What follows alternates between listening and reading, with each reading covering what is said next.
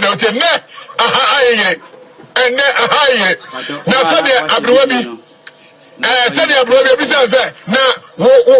wasro we waso woda pode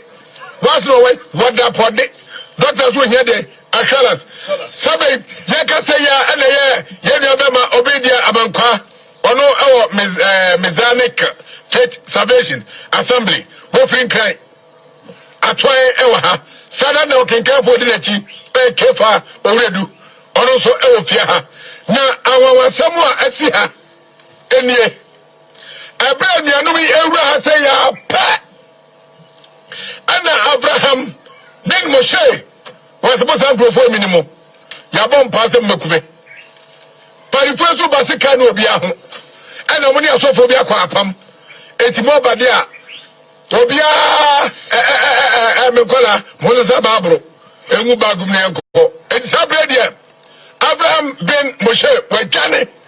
afin shafem common sense jane ni namro pa America wo ya fin shafem adware ko na yeri biso betia me dia twosem no ama no penya nanso watimi anyina sabre wajane Ronaldo Messi soba na wanka saya yo abusanfo ya da twedian ponya ko boss ro boss they were the Titans ono na tumi ni ahode nyina ye ne dia ene so mama ye nkwa ene ahode ne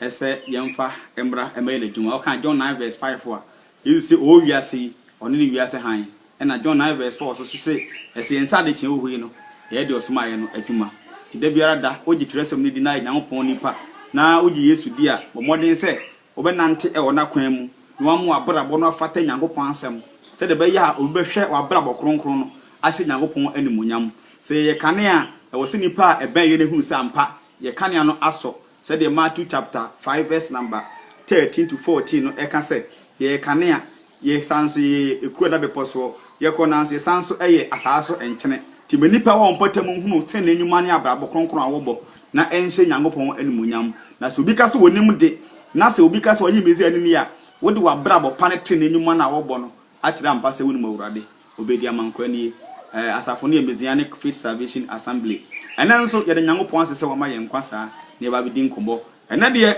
ai emse ben Moshe Free Daily TV no nso obi abehana na fan quotation master na ono nso abekro adwuma baako na na omo ye emse nsakra ke toa bi ena ewo wo mo dwuma ni mu ipacha wo ba no ahye video no anyi inviting crofo ai na metanyi nya course every faculty master wono se ono nso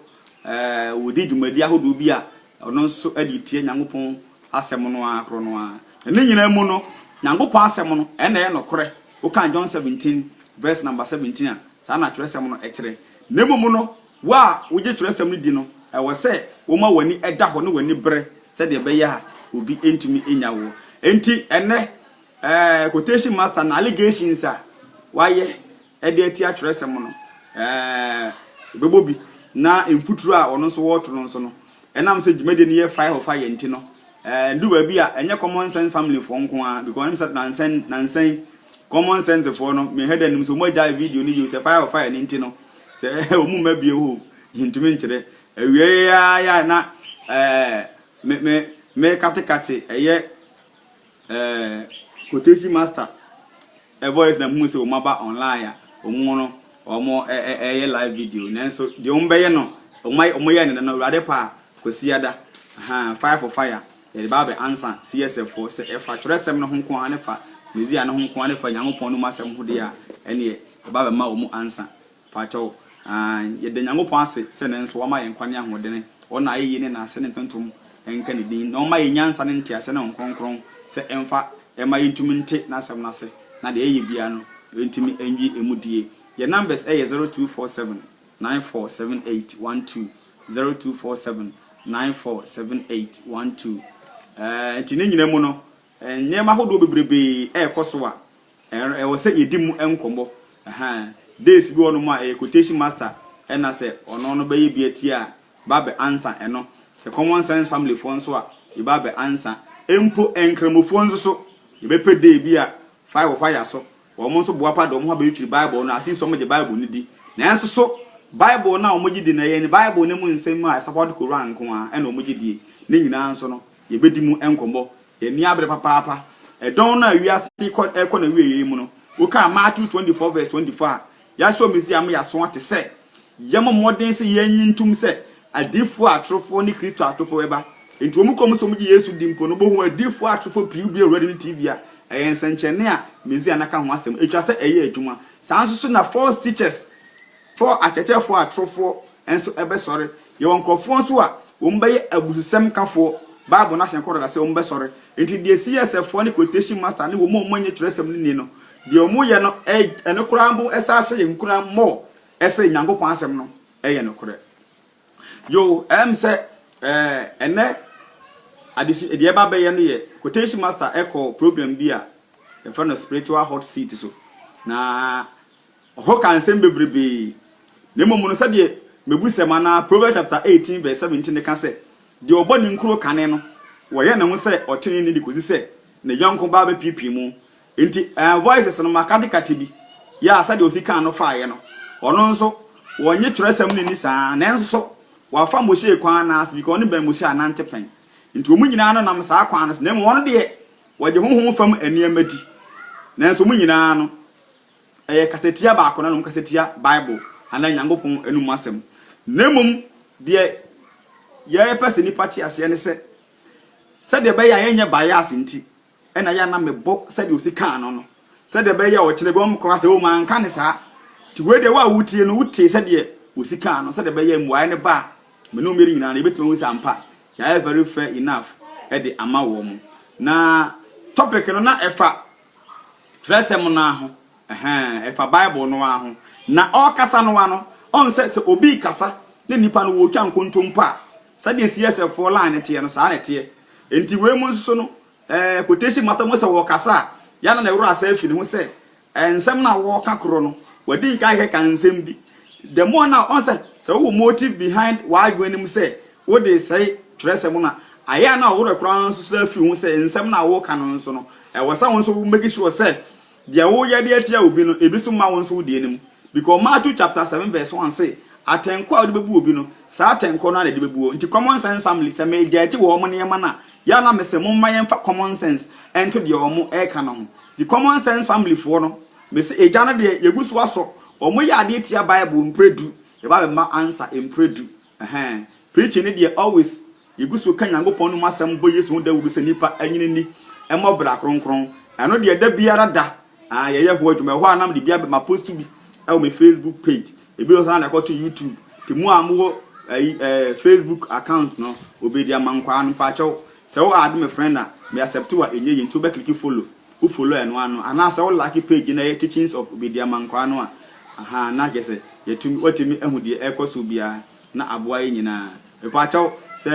CSF won mu bi ba na omudi atemu a eni atem bi efiri se wo wunim de wo urade mu nyansa ne common sense e kire ne se one wonya adwene a oni watemu a ye de ye wisdom ene onkonkro nyampon de ama ne kire yen se wudi atemu pa wo si ye hira wo na ye hira wo wie na wa tena se na wo dwene ma ho a wa common sense be kan kire wo se de wo ye no wo anye ne yi nti ye butaya ye de e kasa ne se wona ayira no ebehunu ehan no eyetietia we quotation master ene ntro na wadie wudi ntro na wa wo ka wonsem a me mfa me ho ba so long kasa wo kasa na wo be quote Bible wa bra wo se legends no wonyi ntum na wo quote Bible na Bible na wo quote no wonte ase na pesa wo de unyansa efie nyansa nipa nyansa eti nyankopon asemase no e wo se ma hu gina bre eyetietia radio station kura ka news na o kan pipa bi no wonte ase a wo he no afre editor no ana simple story bi ba na newscaster no e kan no head ante ase a no afre reporter no adentra ono na owo scene ho no mo onenim de ekoso ndi se Bible ne kasa na wonte ase a wana wo se obisa no James 1 verse 5 was say kan binyansa ma yemisa nyankopon mi Obedia makasa na wa ante ase a wana wo se okubisa no na Obedia kasa na wa ante ase na akubisa obi ofra na kesa wo de wo motive a different motive behind it enti se nyankopon kasa na wonte ase a nyankopon no kasa ya no wana wo se obisa no edi nka quotation master ayi obi a wona de oji di se Yesu ana yaswa no ewo ho oji di ene oji Bible oji di se ye ka say God of the Bible so a ho nemom ono de o se ono wanji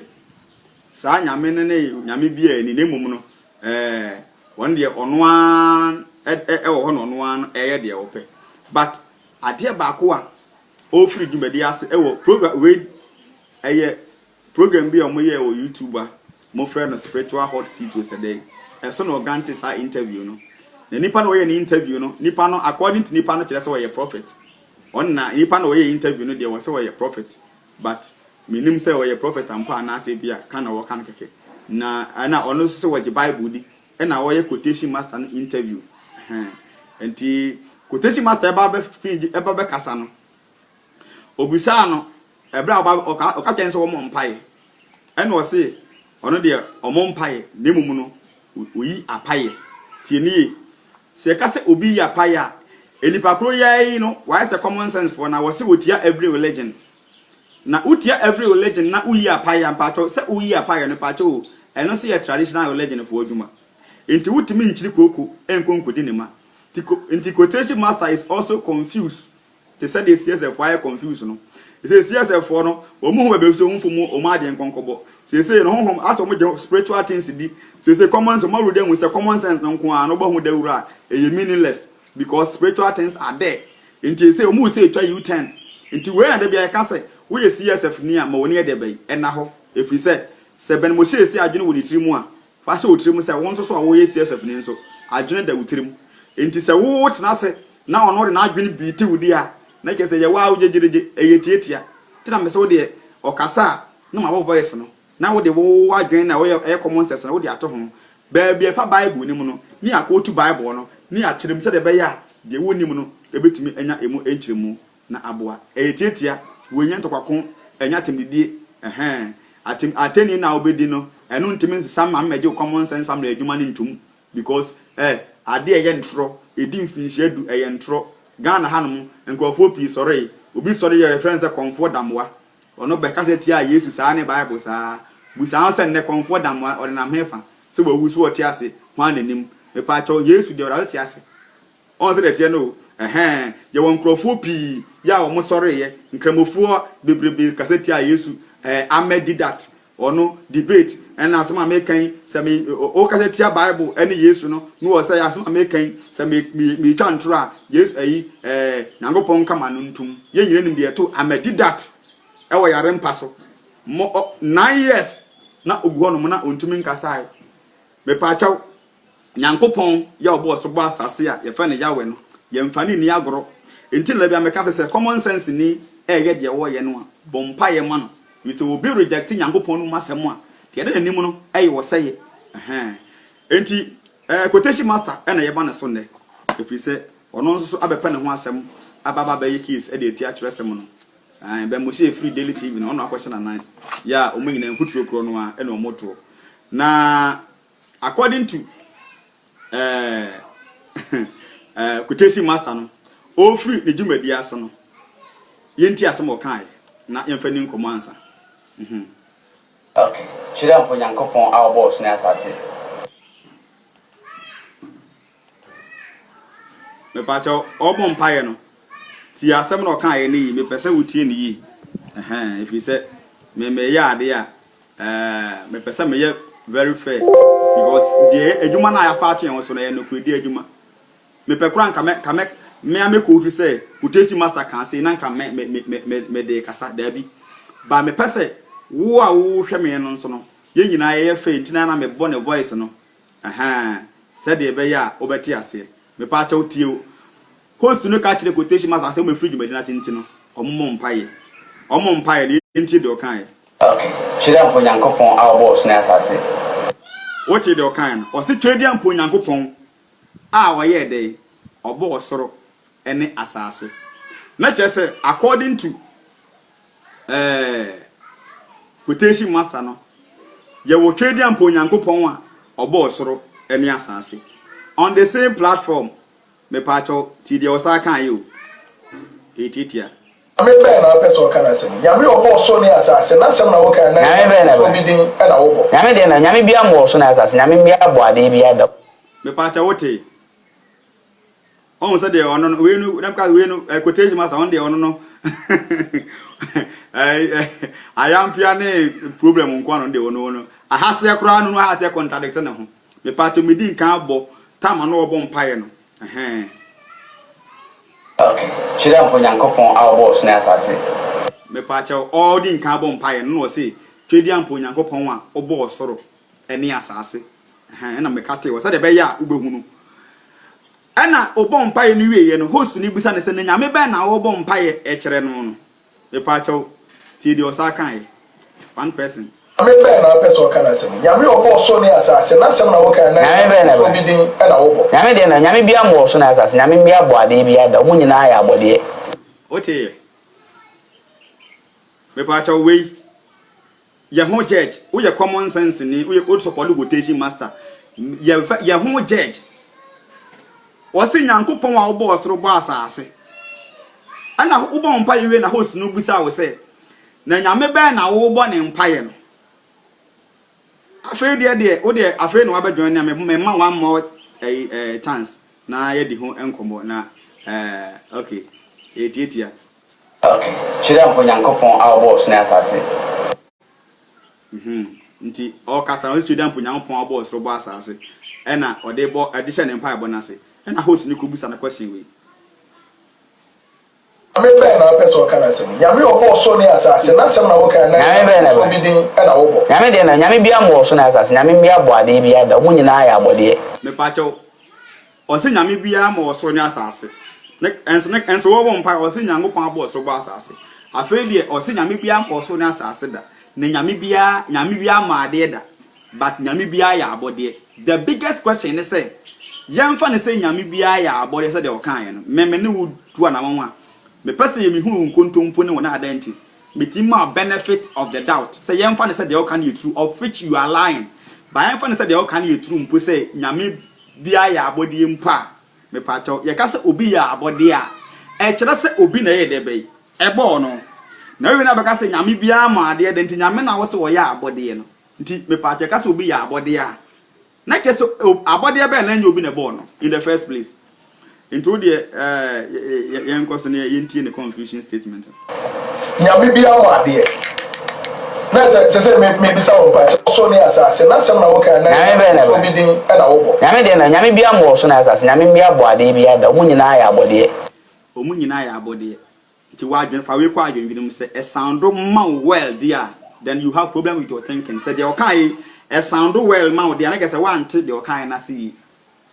sa asem no kan sisi en also we ye critical thinker asem no kan en say sound was asum ye dia na ke say wan te de o kan en ase o si nyame bia ma de da na nyame bia ya abode na mpacho obi ya abode a me pacho enye obi na bon so obi ya abode a enye obi na bon ti how come so be ka say nyame bia e ma de da wo de ye nto ne kasa ne so nyame bia ma de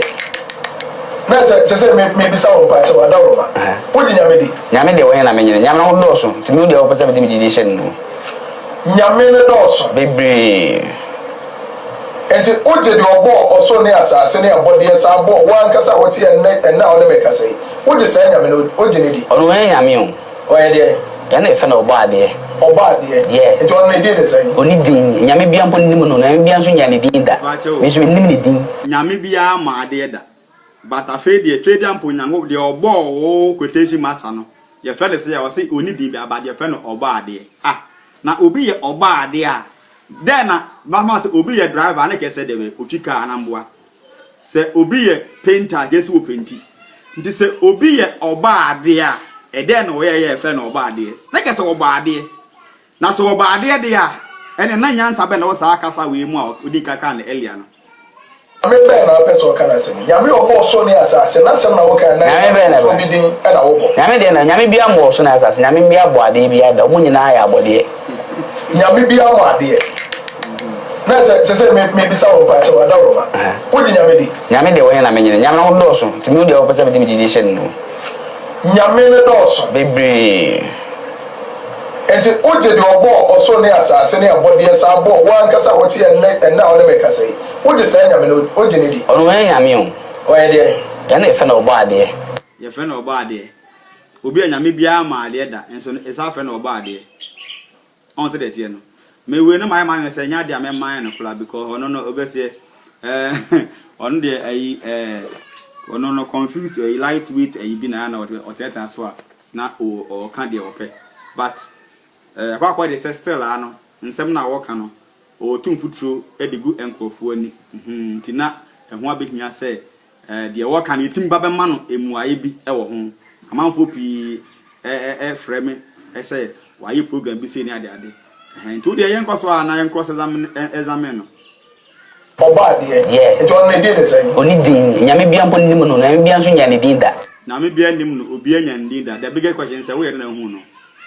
quotation master no ono no okenkan books bi na obetata ono ma no okeke kansen bi as if say o ka hu fam asem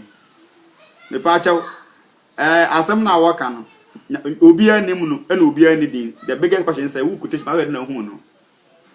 and on o ka tell me say who spirit bia wo mu na wa kwan ha ni na yin kontompo na da asem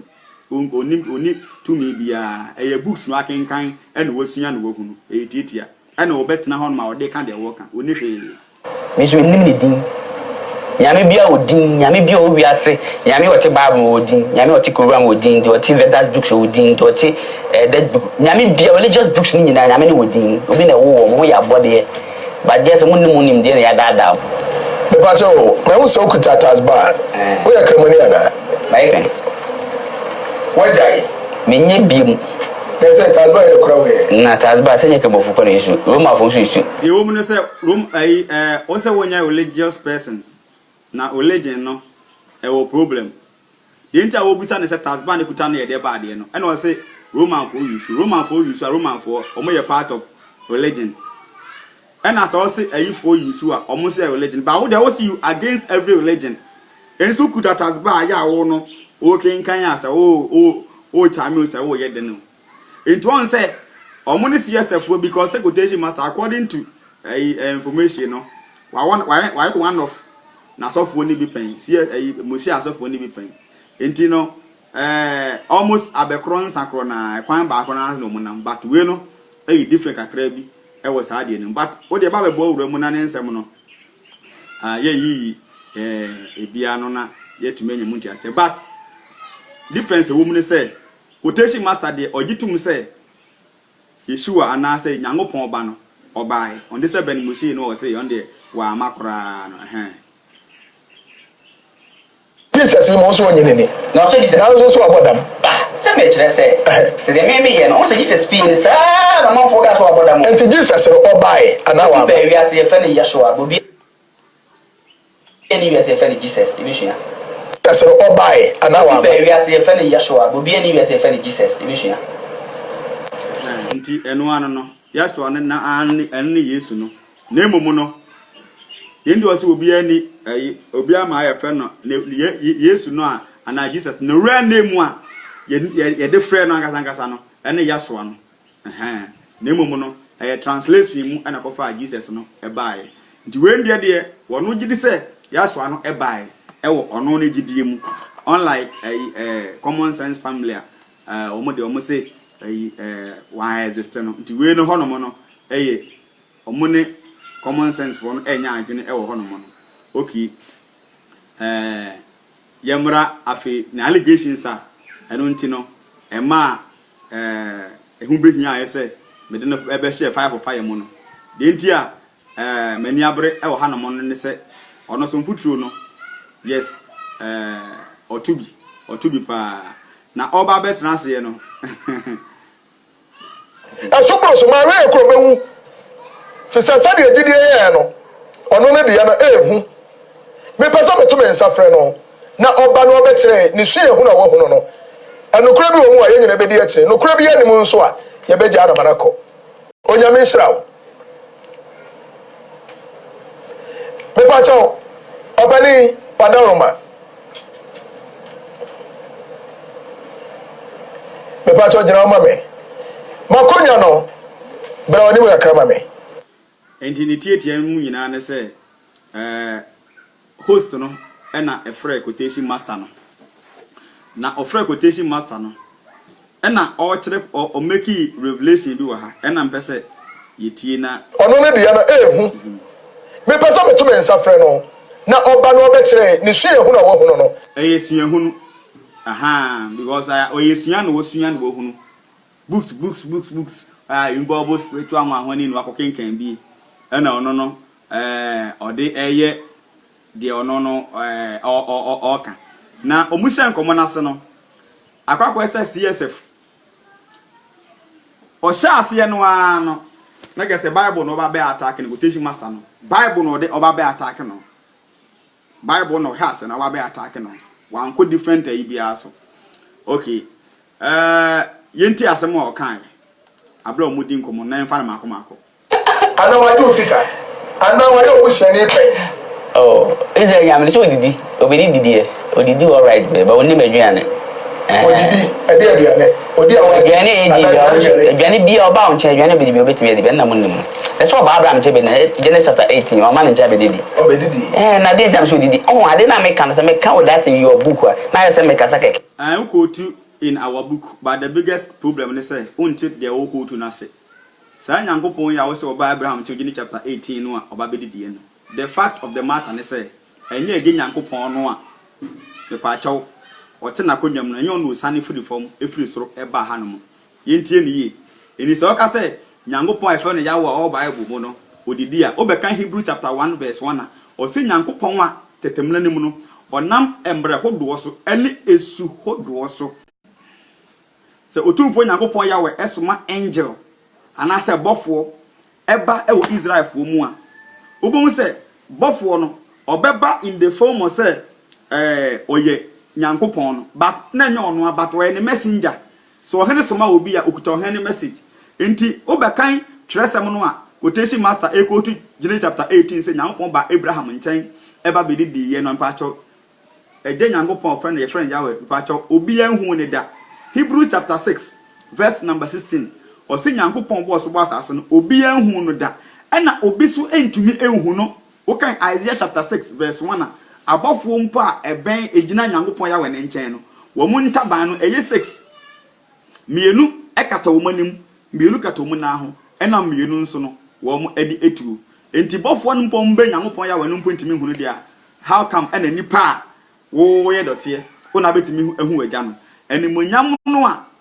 ekuta no enya ni monyam ke 20 nipa da sani ana se abofo na ben no kware entimi enhwe no di se wo ka se Nyankopon ba babedi die na ye ntia ase na wunni wo ha wo Nyankopon nam na somfo so eye adwuma no na wo gina so a wo de kasa sa nti oye ignorant wo de wo kanim se Nyankopon furu so babedi die ebio Christo ni ana se wiase ni nipa bi ya pese o kasa confirm from the book bi aye se we book nyame le pre nyame book ni nyame wo book a story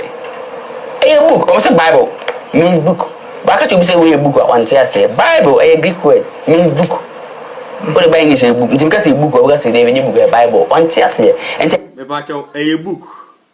in English a Greek word for Bible no a tabibla meaning books me pa cho nti enam say a book nti no the best of knowledge ni say ehun hia yemusa say school amanfo ko esuan ade be ye doctors no ebe ye lawyers no aya na omu enye books eno mu yusu ana ba enam say enye books eno mu ye ntino omu nya suahunu bi emfiri ade no a omu esuan ni mu ana me pa chaw ye ka say message eba in two forms ye wo oral message and ye wo written message anunti na journalist kra na ye wo mahodo mienu ye wo printing media and ye wo broadcast media enti ada se Nyankopon be kasa ana se obema obi atwere se wote indirect ana wote free se ya atwere mu no ni nyina ye message se wo ko bank ni atwere agu bank nanim se closed the bank is closed ana se obi dinam ka kyere we se bank ni atumu a me pa che odi e wo book ni mu no ene de odinam kan difference bi o ma na dabi enti se wo ka se Bible no eye books a eye message Nyankopon edema ne nkrofo se yemfa ma ne ma back point of correction enye nsem wo Bible mu nyina na Nyankopon no masem yentie ne yie yentie asem wo yie a whole Bible ni nyina no eye e friend of Bible but enye mu nsem ni nyina na Nyankopon anu masem yanyi ntum se Bible no bonsam kula kasa e wo Bible mu abra bonsam eda da hawan e wo Genesis chapter 3 sabonsam kasa Babu nsam kasa ansa Bible nim nanso enya nokore Bible no yewo enipa abonefuo bi a omo ye nipa nso omo kasa de bay ewom yewo Bible ne paata kasa about the history of Israel for na brabo omo awonto to so munyuma no muniyema ene yewo Nyankopon asede a ode ma ne nkorofo eno bo se de Nyankopon no masem direct no ubon se eba se awurade sie nie se awurade sie na kyese ehonom no ye Nyankopon ene kasa so obi bra wo letter de ma wo je letter ne tumu na hu letter ne se letter we efri hanom ne se enipa no letter ne bra wo no so de sha ase se Obedia ne letter ne ebrewa ubon se krata ne fri Obedia ho ba so kasa krata we efri mampanyini ho na ne signature sha ase abon se we yo mampanyini letter nti Bible ne de enipa pi kasa de be ewo mti ba bia Nyankopon kasa no oba Jeremia wo se na Nyankopon ka kire me se ana se ne Nyankopon ma me hunu ye oba kan Exodus, Leviticus, Numbers, Deuteronomy. Ubo se no atwere na Awurade kasa kire Moses se na kire se saa kasa na Moses kan kasa Awurade de be ka kire no ene oba bi nso so a enipa bi na ka na asem a enyi Nyankopon ene kasa but eno de ebia David abakosem abrabo ene ebia David okukum Goliath David okukum Goliath ena Saul se wombra no maji akonde emfanhye Saul kasa wom saa Saul kasa Nyankopon kasa David ede da ne kwakoma ni nuanom no ni nuanom edi David atem se adintu afirifi aba honom David nuanom na kasa Nyankopon asem na mom no saa Samuel ngoma no ene Chronicle mu no ye twere de esi ewo Israel mu no ede ato de se de Ghana kra no yetimi kasa ye wo Ghana abakosem no na kasa niema esi ewo man ni mu no na ye twere ato no mo enti ntrese Bible no from Genesis to Revelation ensem bi ewo mu bia Nyankopon no masem baabi wo no mu a na abakosem ya ni nyina mu no de ke Nyankopon ma ye compile editor no ma ye ne se bia obi ye bone ene Nyankopon ma ye panese no a no ama ya twira ato se de be ya menu mi elu so ye kon eno bone etu be kan 1 Corinthians chapter 10 verse number 5 up to 12 or see the Israel for ne ye no nyina no ya twira ato no wo de aye nhweso ama ye se de be ye nso ye kon enkon kodobone ena Romans 15 verse 4 so shire say bibi biara Nyankopon ma ye twire to wono no wa twira ma ye nse ye mfanhia lesson ti se David ekofa obi yira sa memnye David abutu be na mesua afirima nti twire to no ma me de o se mesua afirima ne se abra David kofa obi yire no Nyankopon agene wo ho no na ene sei ti Nyankopon bufu David dia ekyese nei mesem kofa obi yira na pop be dey ebefu me se de be ya me di besua lesson ade afirimu enti yewo Job abrabo mu nsem yewo David abrabo mu nsem yewo Solomon abrabo mu nsem yewo Hemfuna abrabo mu nsem ba ya training nyina to ho ama ye di besua lesson se de wo ye papa na ekowie no ankunimdie de wo ye bone ne so ekowie no enome na wasua lesson ade afirimu ane yewo ba bia we de Nyankopon anum asem ankasa te se ebia Jeremia ngoma no se Nyankopon asie ni saa kasa de Nyankopon na kasa na Nyankopon ka kire me se eno de Nyankopon na kasa Nyankopon ka kire no se na kasa Nyankopon na kasa eno no nye obi asem kura in the first place into de yegusu a ye chechire mu kono ensem bia o hu problem no ye be dale nti hono ono quotation master no on hedante ase odwen se ka se Bible no Nyankopon asem na kasa ye pese kese Bible no mu nsem ni Nyankopon asem Bible no enipa futuo kura de be ewom eno Nyankopon asem de ba ofa ebeboa ti Paul etimi kasa Paul say asem American de me ka ma adwen obaso o kire se eni Nyankopon asem de but ofa ebeboa mamma example ebia ye discover asem am say me mfesika no mbra o ebia sika nam de abra no soma de asem am ne de ye de asem am say me mfesika no mbra o na use na o milis kan bra wo wia me am dis kan bra wo no make me de me personal afutuo de amount no maka say ska ya o papa de ama wo hweniye na emfa nkoye na mfosem emfa sika no nkonkoye ne maboni bia na sika na anhye but some message na me de ma wo no nya message ye de soma me ye de soma me say me sika no bra wo but de me ka kire wo e de afutuo a efri me mu America cho but ofa ebeboa wo nti ye wo Nyankopon kasa ene ewo nipa afutuo ni nyina no e wo no nti wo de yenka enti asem kan ya odwen se Second Timothy chapter 3 verse 16 kan say atwere nyina afi Nyankopon ho memu na eye man kyerɛkyerɛ na adwen ne say atwere nyina afi Nyankopon ho memu no na adwen ne say enti wo se oba be mistake bi wa ha na yenya abotre akyerɛkyerɛ mu because we no ya ade na wasu usua na awade dom no na ohunu enema bi ani so etietia ongogo enfa atwere ye fi onkonko Nyankopon ho according to 2 Timothy chapter 2 verse 16 sir atwere nyina fi Nyankopon ho kore man kyerɛkyerɛ atene atwere nyina fi Nyankopon ho mujidi ya jidi anse atwere nyina fi Nyankopon ho memu no ono na adwene be fa nse Genesis to Revelation nsem bia wo Bible nim bia na oka but wo de mam one more the point in you we are na ye nche ne gina bere abu jina wo samo ko he and no plan e twa ma wo Luke chapter 1 verse number 1 1 eme so Luke water ho kuku de sana no wala so ko kore man kyerɛkyerɛ atene 2 Timothy chapter 2 verse 16 sir atwere nyina fi Nyankopon ho kore man kyerɛkyerɛ atene nyina fi Nyankopon ho mujidi ya jidi pa Jesus fi Nyankopon de umbi ya jidi go ba ko beti ma kyerɛ na adwe se we dey free and dey free me so ho mo ne wala so konkro ko so ti wo se we dey free and na me dey free me te po kyerɛ na adwe o entini nya dey free Nyankopon da bi otie ate sa meti Luke 1 verse 1 Luke 1 Luke 1 eme so Luke water ho kuku de sana so na adwe twerɛ do bu gra bu nda ba da bu jina wo samo ko he and no plan e twa ma wo Luke chapter 1 verse number 1 what say Esanse enipa pi afato ho so say obakyerɛ ensɛm a aba wɔ yemu no atoto aso ho nkonko anase nipa pi esanse nipa pi afato ho so ya abeso otwe me pa chawo mame ka asem bi nkyerɛ no ha no na onte ase ye ka se atwere nyina free Nyankopon ho memu a se me ka se newscaster ese o kan news a o ne source ba bia onya story no e free ye ba onu newscaster ne de onu na cast news no but fa no wo fa free ye abra Yesu baaye no onu ya so mezi na abra bo nyina onkonkon na de nam ye adwuma no nemom ye wonkrofo bi a wo mo etwere enema mezi ya no eyeye e de to ho no mo Matthew twere bi Yohane etwere bi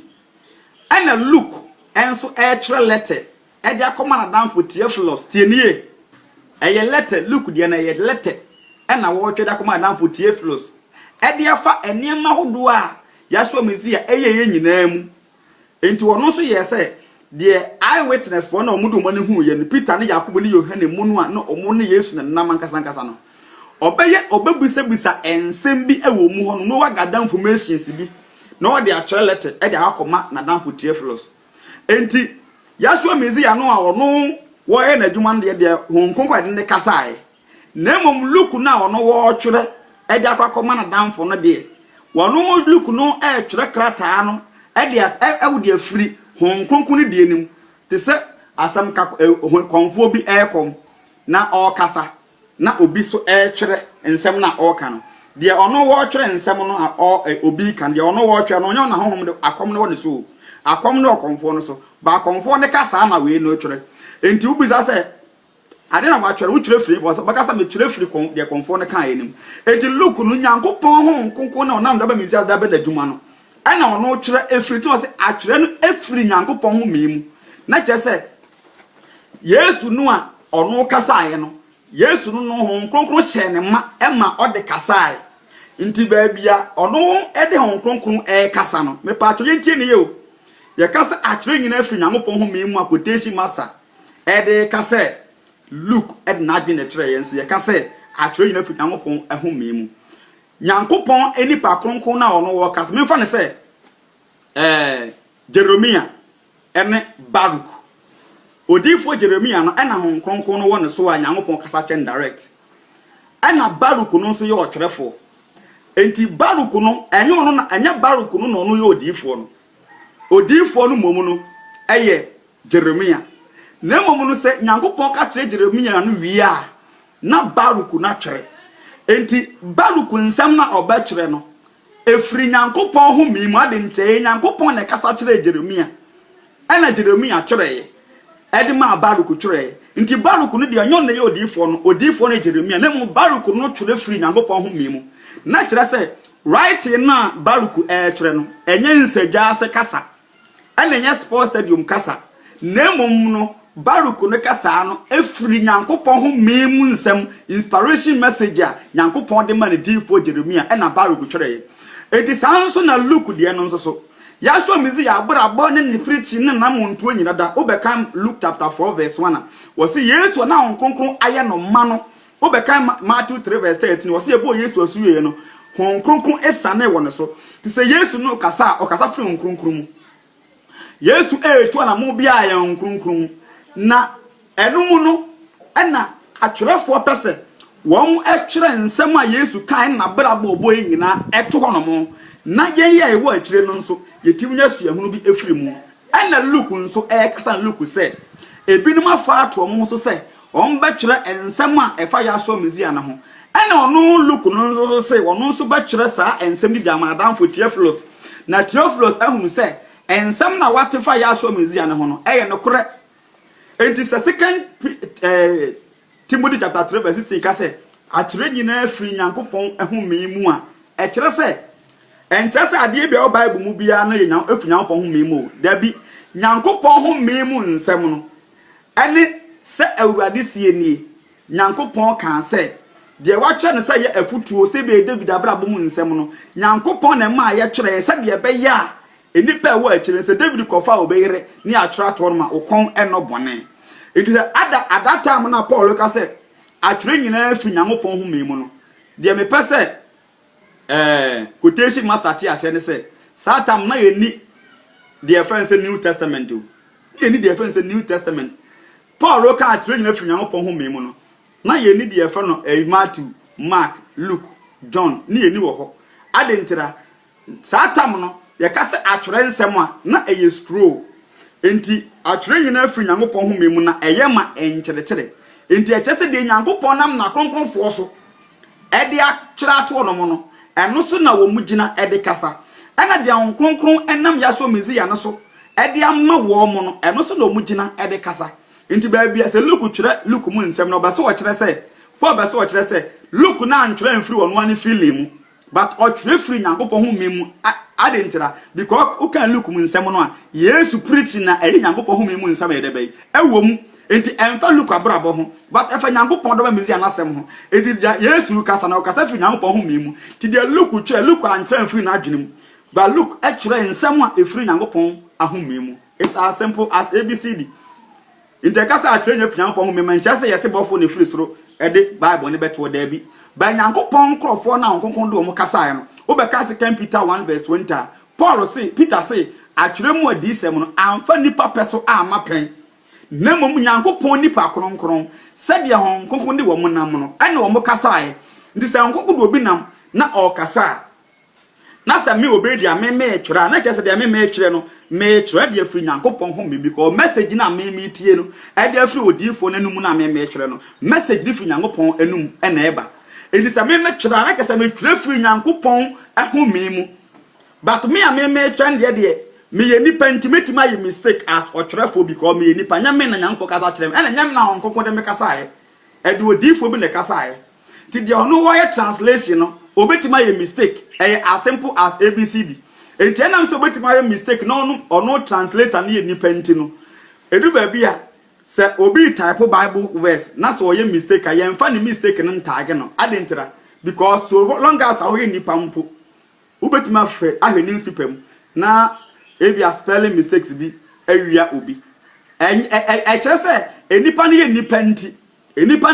nti no obetima ye spelling mistake but enchese Nyankopon na wo kasa no wono ye mistake debi enti ye kasa atwere nyina afiri Nyankopon ho memu a twere nsem na Nyankopon enkrofo ma etwere te wono no o ma antwere mfiri wo mu abusuafie o ma antwere mfiri wo mu ono anayere ne ma message mu nemum no otwere nsem a Nyankopon hye na kronkronfo ema mu twere ye ti o se atwere nyina second Timothy chapter 3 verse 16 no atwere nyina firi Nyankopɔn ho mimu adentra ekyerɛ sɛ Luke atwere Yesu ho asɛm a wan Yesu kasa na mfiri Luke no kasa mu efiri Nyankopɔn ho mimu enti ɛyɛma enkyerɛkyerɛ adentra timi ko to Luke chapter 4 verse number 43 enam sɛ ɛyɛma enkyerɛkyerɛ enti metimi akotu Yesu kasa ɔka no Luke 4:43 sɛ ɛsɛ meka Nyankopɔn ne ho asɛmpa ekyerɛ nkohufo yi nso na wei na obodi esoma me enti saa kasa na me kotu no men kotu ne sɛ me kotu Luke kasa ba me kotu ne sɛ me kotu wan kasa eye Yesu enti we don't preach Luke but we preach Christ enti because Luke na nkran firi ono ne hu memu sɛ Luke no akasa ye was story bo betima atwere book Mahama atwere book my first school dita saa book na Mahama atwere Mahama na atwere o kan Mahama nyansa na wo kan Akiola series or training book or kan Akiola nyansa na wo twere but say Luke Matthew Mark John wo kan omu books a enye omu ni nyansa na wo kenkan ba o kenkan otumfo yawe ena nasomafo ensem a wo mu no etwere te ho no mu eye sanete enti ye kasa atwere nyina firi Nyankopɔn ahomemu a na nkyerɛ sɛ inipa na ono wo twere no wo no so na adwe na twere ye obetwere afa no ho enu ntina presenter bia no say wo the story ba wo source a unya wasem no efriye nti wo source na nti Luke na ono wo twere Luke asempa no Matthew a wo twere Matthew asempa na ne source so a wo twere ne say onya firi Nyankopɔn nkyɛn na Paul kan wo Galatians 1:10-11 say masempa meka no enti se nipa de efiri se nipa nkyɛn na megye no na wanfa nkyerɛkyerɛ me ba so kyerɛ se ne message na wo ka no Nyankopɔn message ene wo kenkan kye Nyankopɔn krofo as simple as ABCD tietia enti wo de yenko ada ensema hodo bi so na yenti ase okay no ahasa wo kasa about sacrifice ese nyame bia no sacrifice na owie no na obekiti allegation bi ti sa allegation no na mpese ye yetimi ekele hono monso na yehu de ekoso oto nentwi ba pa nipa o nentwi de abafo de abafo nipa o nentwi de abafo de na no ehefo na ede saa nipa ne bafo de no ahunhun fo mo ye hunhun dwuma no sai asofo ibi mo no say ne ya je bre Yesu so dwuma pa ya kodipo no ya sa de nipa sa abo afode no ne say ni bebe o pesa o giti every politician in Ghana here be no for nipa chef ka wo timi nya popular quotation was away the asema bo asem bi no besi enti say obi ya sofo no e popular wa je din asem ya mete medo wana ya de nipa na chefom enye obi bia 90% of us ahase no wo kan se obi bia but how the young fan chen say nipa kasa nti bia o kan wie no hu se bia wa kotu fa nti no wasa kasa 90% na che se wo ja 10% bia o hu ne say o mbetima agedin de but na o mu enye corrupt nti no de e ho no nti wo de no kware ye nto aso for Ghana enye na de passion for obetima Bobby de amere ebidi Bobby de o mu din direct o bajo federe etonche no di ma he do kuma 90% of people na me se me once of one obitima ba ka chere me say ono wo nipa 1000 on fa nipa chef uni eni anwu de meka no ana spirituality o nipa chef ma yin pe bia keke me se nkokọ na wo mu no obi betima nya nipa 2000 enso na on fa nipa chef me pa chaw said the enipa dom ne momo no de also kan ne say enye ize say ubetima nya nipa 1000 wa bra ebia untundro because eye common ne mo ka say obia de a enye ne no kore me pa chaw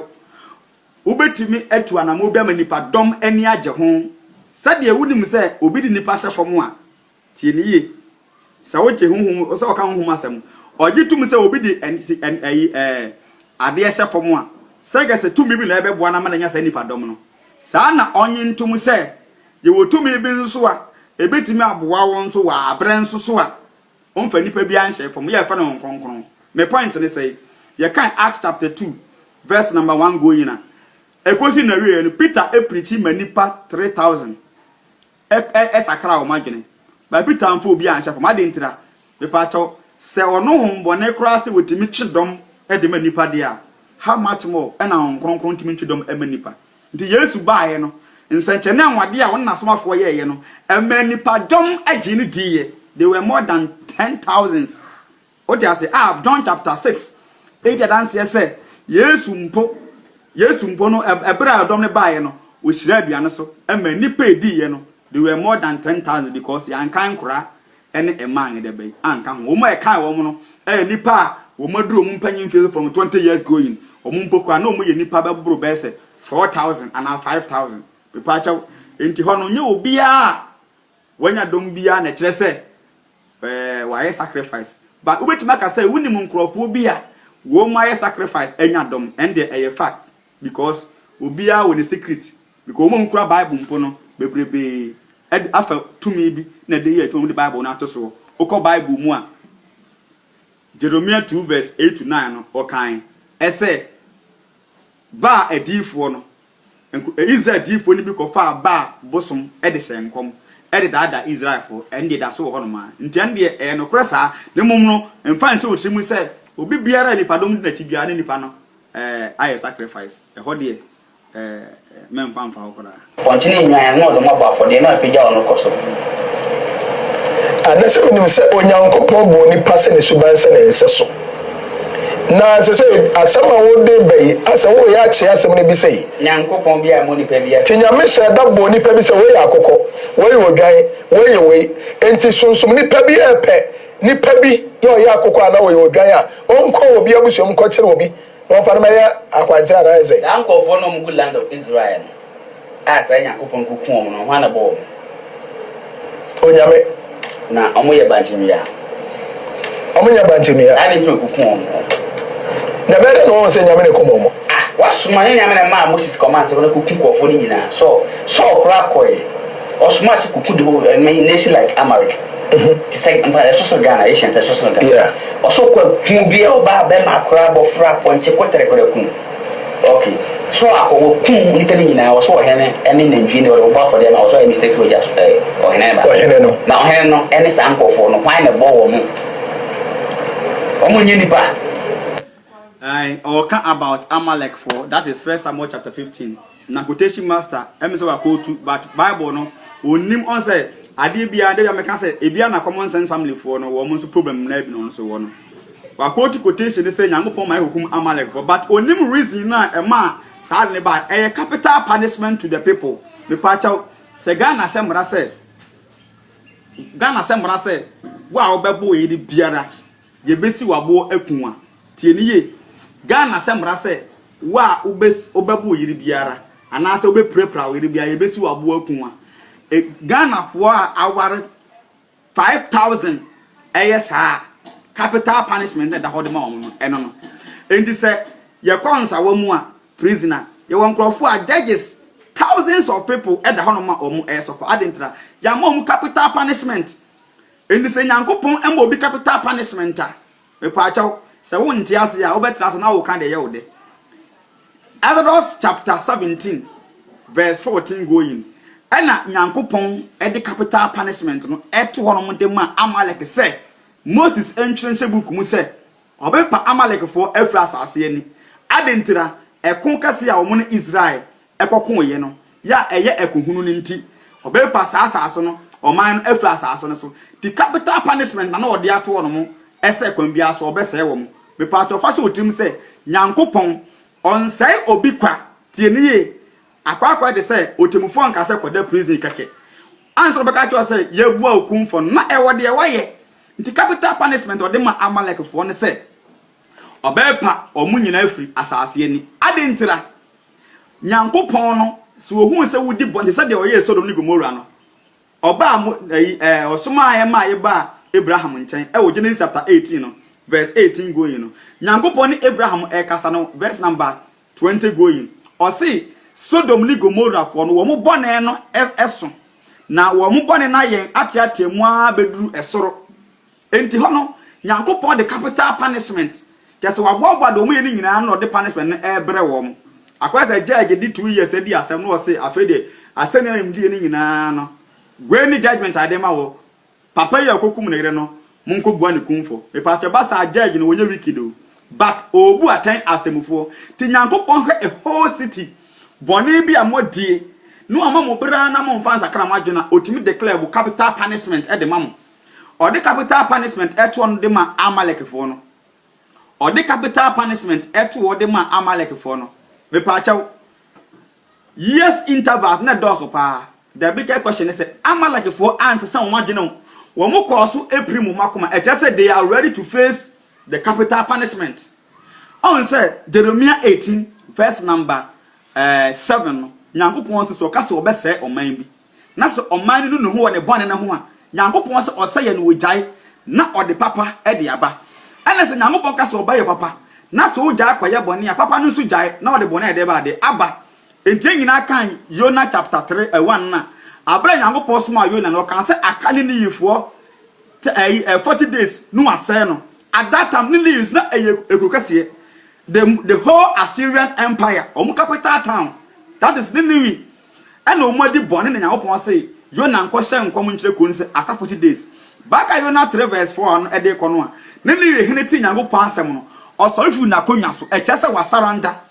ama wo hye se ne manfo no nyina nya bone na obi ye no na ebia ne nyankopon hu mmobo me pato Ninevehfo ekro no eseye dabi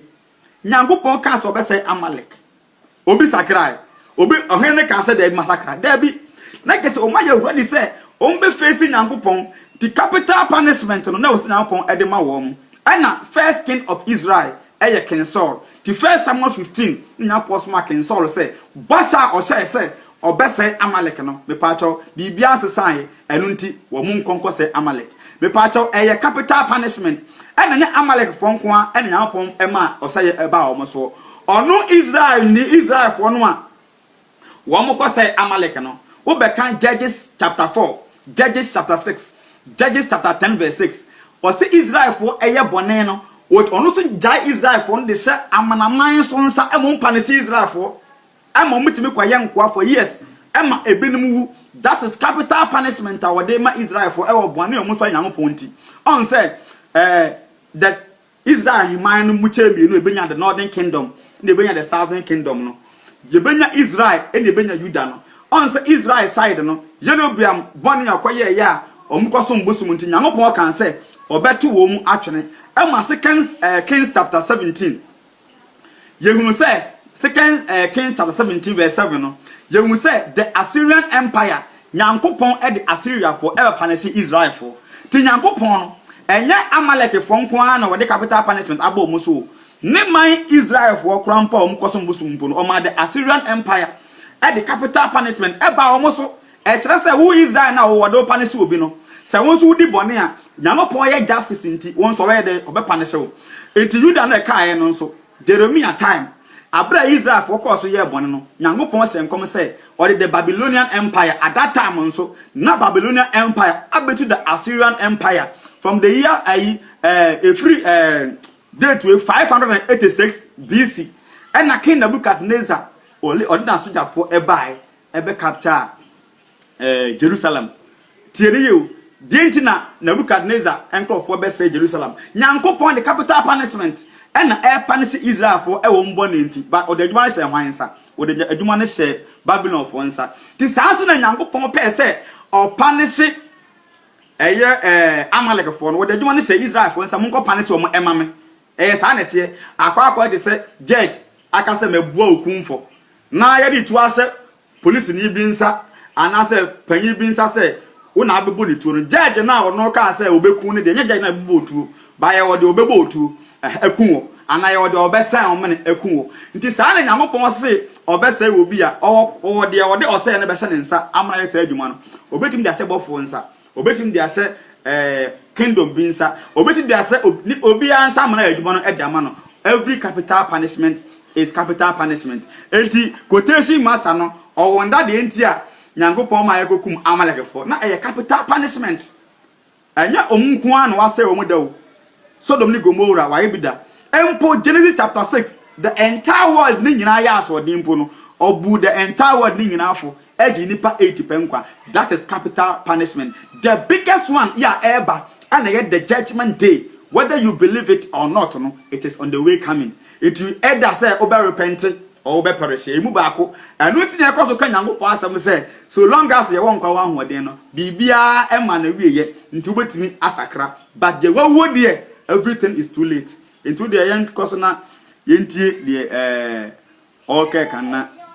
yen hwa de bi e wa ha o raise allegation bi e wa John the Baptist say Jesus can say we Elijah emless how we dey say we mu 1+1 here bi but o de yen kan na yentie ne hwa de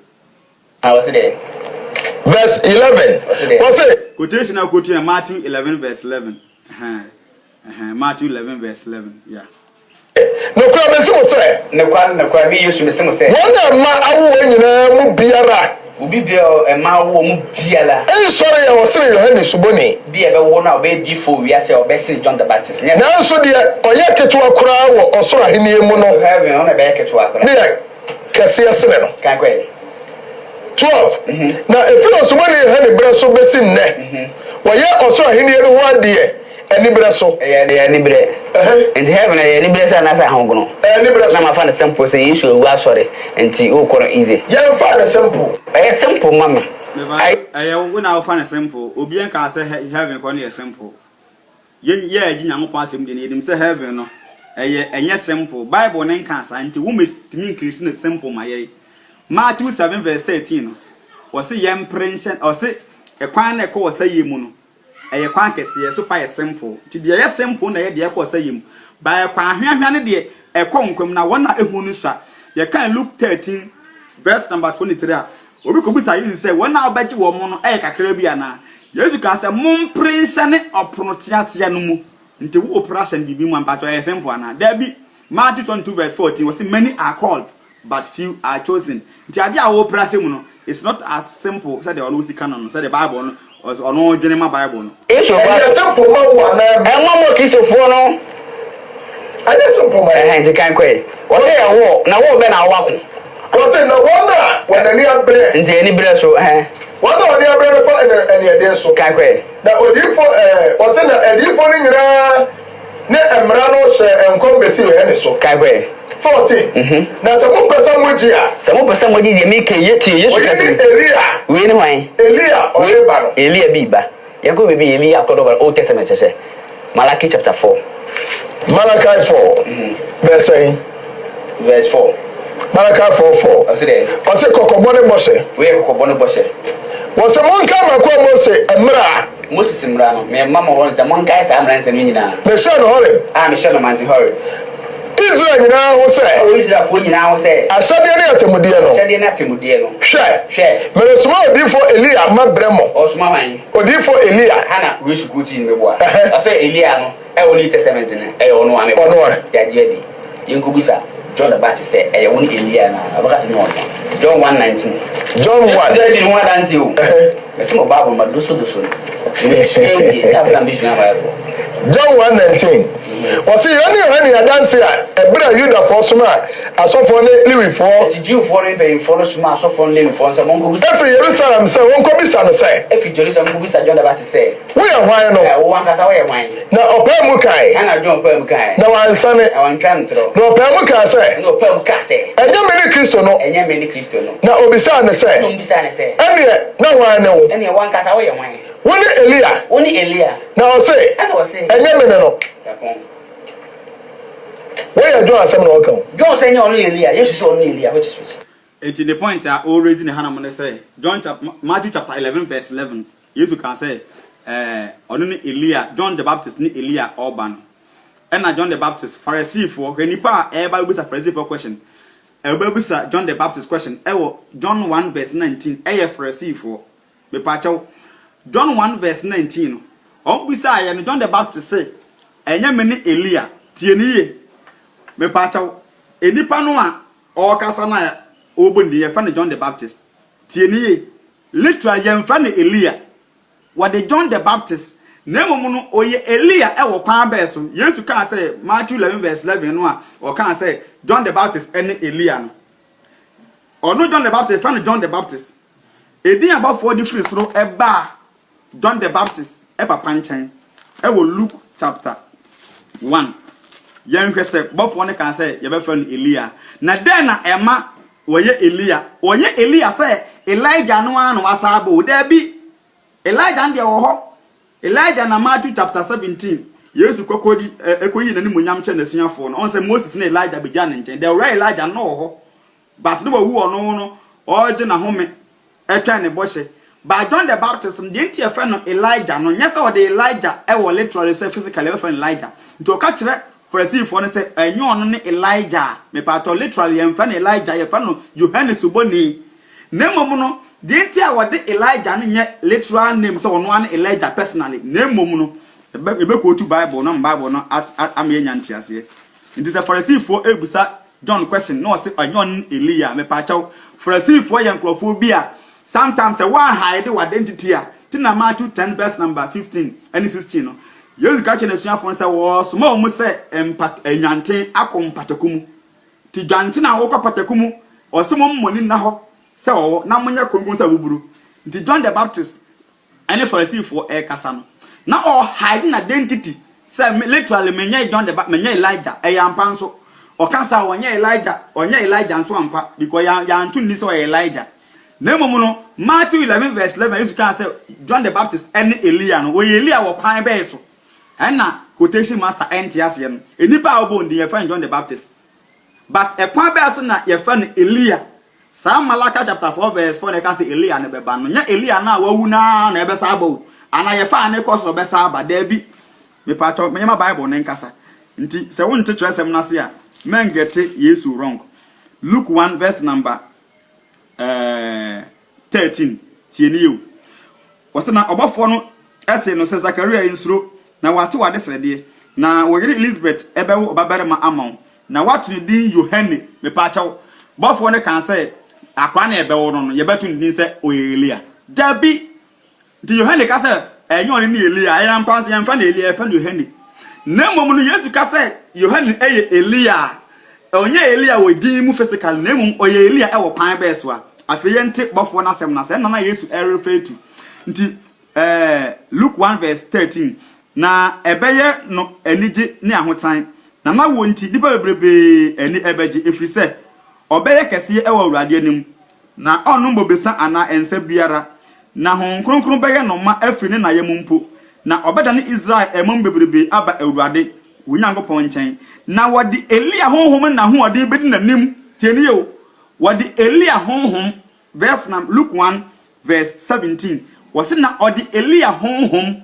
el na ho ode ebedi nanim enti de enti a Yesu ka se Yohane ne Elia na ese no nkom no nya se bia we Elia physically nti physically no ka cha Pharisee for say onye Elia e ya mpanso ya mfa na Elia fa John the Baptist na mom no we Elia because Elia honhom e wonimu miti we ne e ka se me father honhom ne bi e wo memu a eno nso nche se me ya me father da bi na mom no obetima ka se me ya me father because of na honhom no nti me ne djumadie ese ndi sa na se nti Yesu de na o kan ye no enye nkontompo eyampa Yesu Yohane eye Elia adintra Elia honhom edi nanim nti waye Elia e won djumadie bi ko o work like Elia but onye Elia na say Elijah say nyenim say Elisha nso enya Elijah honhom but na eno to ntia say ye frɛ Elisha say waye Elijah just because of wasa na honhom ne bi nti say obi honhom ba e ba wo so a oba work like ono but physically there wa so wo di wo ho ti Yesu no e ka say John the Baptist no Elia in terms of ni djumadie mu and John the Baptist no so respond to John 1 verse 19 dia kire Pharisee for ne say on Elia ewo edin fam because or the John the Baptist on yemfa na Elia but ni nyuma fam de ampa Elia honhom edi nanim as simple as ABCD enti we no yemfa we critique contradiction emfa mo wa ho problem enti Then book be mpo no kan also the lost books of the Bible na book of Enoch mo book be quote New Testament be quote say book of Enoch e she nkom the book of Enoch e the baby ikutam ifon kremofo ba o Christian be the book of Enoch also book be and the book Jude 1:14 quotation master o den samba bo he say twaso that kind of konkron na me kai me bi pa o le hwe me say me number Who will Cassani at all. Who that? If I say, who to me conjugal. Problem, so the Ogbotons, and I moved in a bicycle, a park, this will be a area or park. Now, yes, I'm for bike and carry up witness. Some of ye. Hong Kong, come on, Franco. So, can I some okay? There be a talk to Hong Kong about home problem. So, I won't be who Cassani after that all. Are the home on the bus or the home on the Dumbo? And I'm going to boss one pacho. Who say home about so? I don't go boss so I feel gate the house if I was. And I'm going to boss where I come. There be you. Was on go boss so who put a watch it. What the Tiason I can never good do pay. Who would that? If I say on Kung Fu, I won't be conjugal. Problem, so I'm who Cassani after that all. Who would that? If I say on Kung Fu, I won't be conjugal. Okay. In the better as a Hong Kong boss, what problem to me? Pacho, John the Baptist, who go ban as one. Bible nature say, not ultimate to who both what you guys said, and some make actually a woman and some no correct. In Tibu on man actually. The Pacho, Hong Kong boss, one go boss, and just what about Damu. Who home now about so, the Pacho so be prettier, or pretty free on Kung. But and just a wouldn't nip out Cassatron, and now would dear way, wouldn't dear way, papa. Wouldn't dear way, what kind dear way until we go about so. About so dear, pass a war try the abeti much of a paper. Why? In this a wooden one, and you're not better. Rather home from Ediamay. Ain't he? Quotation master, and then some of the kind of spiritual hot seas or no. A normal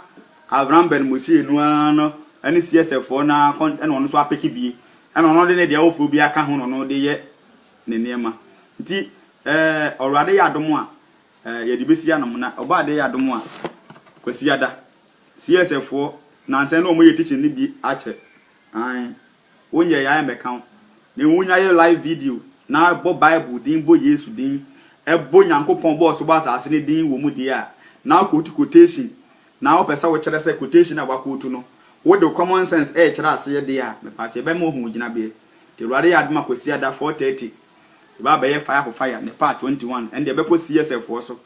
It is a quotation master, a year case vidia on the weapon of time. Yes, I hear Christopher so. While Braba wo bonso, woman CSF one woman you buy boonings so, a young go pass them who can, and also Yabeka and also one some, said the Baya a bit to see a home for. A woman so. Ye be post to said the Debian and say, oh, why no ma against such a preaching, no, you better post to be a page in so, Tembia Babiano, who bet me Abby TV, not Abuam no meaning, a young fancy and a quotation master, the honor best or lightweight, with Nimbia. Now, Message, anybody a cum a share,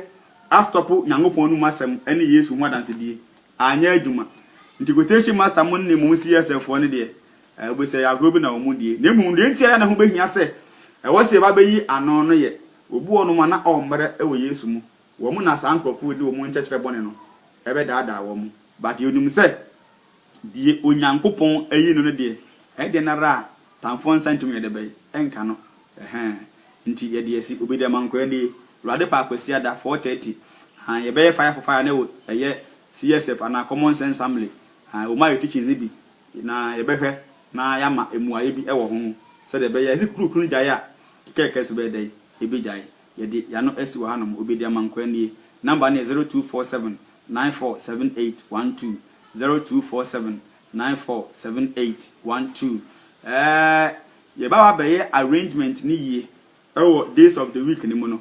na ye be ye hu specific days a ye dey treat common sense for ne date ya dey treat quotation master there. Who day a day Cremofon edie, nehu day so a day A2 Yankasanga Sayahu for Ewo, ya brabo, any minimum away Yamisum, said the Baya, Yagidiano, every to me every pay. Now, Ponshida, Nenadom, and the United. The part says CSF Nibi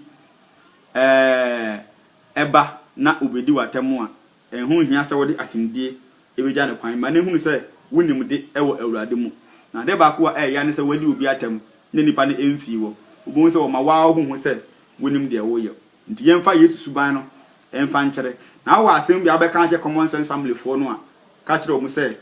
Nyankopon ehu omobo na omumu adwensa kira na omunnim de omo ye de bai wo mu eye Nyankopon nhyira emra ye nyina ye so obetima share video no se de ba ya wunu bi nso ebetumi enya bie na se mfuturo bi akona so mu a na nisu a mfuturo no atumi afiri ho no mo wo mu de nkontompo ene na bra basem saa na omu so moye wo mu ne common sense family fo nyina wo mu ne ayi bia ade ba ko moye ne so mo se wo mu atake bible a ena ema eboa wo mu nti always on be ne saa ba Nyankopon asem de obi na obetima fight against it ebi se Nyankopon no na asem no ewo nkwa na ahoadi wo mu na tumi enzu ewo mu na gidie de sa obagie die ana wonyini ne no de eye matter of choice ti Yesu kure kasa Mark 16:15 wo se yenko ka asempa ne nkira abodie nyina de ogidie no obo na sino obaje no nkwa Yesu kwa nim se eye by choice nti de ogidie chese wetimi matie bato onye dai onyini ti se Yesu kure kasa wo se de owo aso beti onye dai ontie chese nye obi a na obeti Yesu no masem anu ti na atemu dem nso odi reward papa eba na bone nso akatua so kana hono because ibi mu aya asoden indi se inipa nso wanyini a wuntimi nchechire obi ntan se wanyini dabi dia na me ani abre ne ye ono omu ya omode sei omu ombe na omu ji Yesu di na dwene na o se ba be kire mu na mu se CSF be ka se onyini ye die ono ne choice o se wanyini obe ndai me na me firi ebia Kwame Nkrumah circle eba ena me se me eba no Misia Ben Mushi ewo kwan so ena ase apu to oboa unyini a bibia no ma meka kire wa betima je di because sa oba je di de but the fact na say ebia Misia no enti sa oba hu ba ji bibia die gidie de wuntimi nse obi ma ne nyini gidie de wuntimi nse obi ma ne nye ade bi ni da bi na emu no ma ne hu se wa nye Nyankopon asem oni the consequence na ho no dan eni sanity enti de wo mu no Nyankopon ehu yambo na ne nhyira ne basa ne bambo ene entra na dumti amen.